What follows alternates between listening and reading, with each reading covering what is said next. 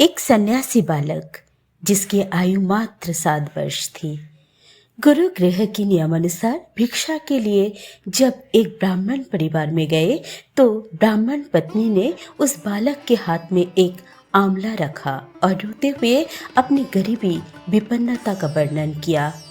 उनकी ऐसी अवस्था देखकर उस प्रेम दया की मूर्ति बालक का हृदय द्रवित हो उठा और वह अत्यंत आर्त स्वर में माँ लक्ष्मी का स्तोत्र रचकर उस परम करुणामयी से निर्धन ब्राह्मण के घर में सोने के आंवलों की वर्षा करा दी।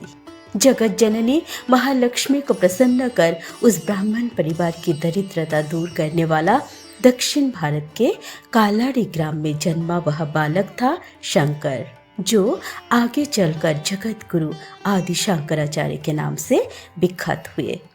इस महाज्ञानी शक्तिपुंज बालक के रूप में स्वयं भगवान शंकर ही इस धरती पर अवतरित हुए थे। इनके पिता शिव गुरु नामपुद्री के यहाँ विवाह के कई वर्षों बाद भी जब कोई संतान नहीं हुए, तब उन्होंने अपनी पत्नी विशिष्टा देवी के साथ पुत्र प्राप्ति की कामना से दीर्घ काल तक भगवान शंकर की कठोर आराधना की।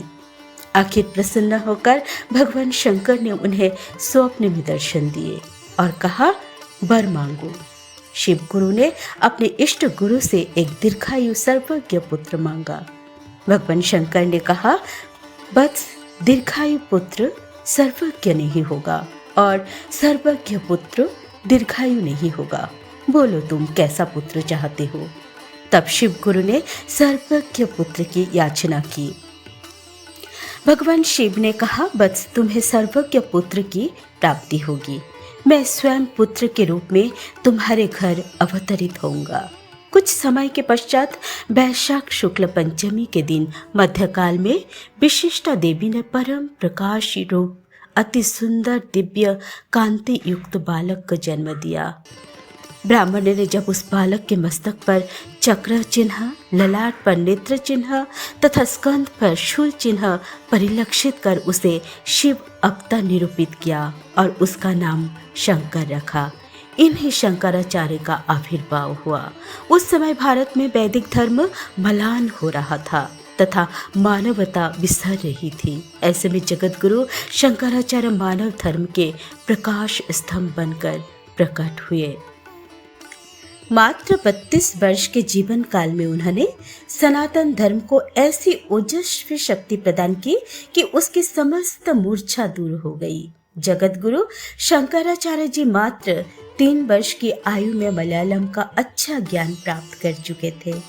पिता की अकाल मृत्यु होने से शैशवावस्था में ही शंकर के सिर से पिता की छत्र छाया उठ गई और सारा बोझ शंकर जी की माता के कंधों पर आ पड़ा। लेकिन उनकी माता ने कर्तव्य पालन में कमी नहीं रखी। 5 वर्ष की अवस्था में इनका यज्ञोपवीत संस्कार करवाकर वेदों का अध्ययन करने के लिए गुरुकुल भेज दिया गया। जगत गुरु प्रारंभ से ही प्रतिभा संपन्न थे, अतः इनकी प्रतिभा से इनके गुरु भी बेहद चकित थे। अप्रतिम प्रतिभा संपन्न श्रुतिधर बालक शंकर मात्र 2 वर्ष की आयु में ही वेद, पुराण, उपनिषद, रामायण, महाभारत आदि ग्रंथ कंठस्थ कर लिए थे। तत्पश्चात गुरु से सम्मानित होकर घर लौट आए और अपनी माता की सेवा करने लगे।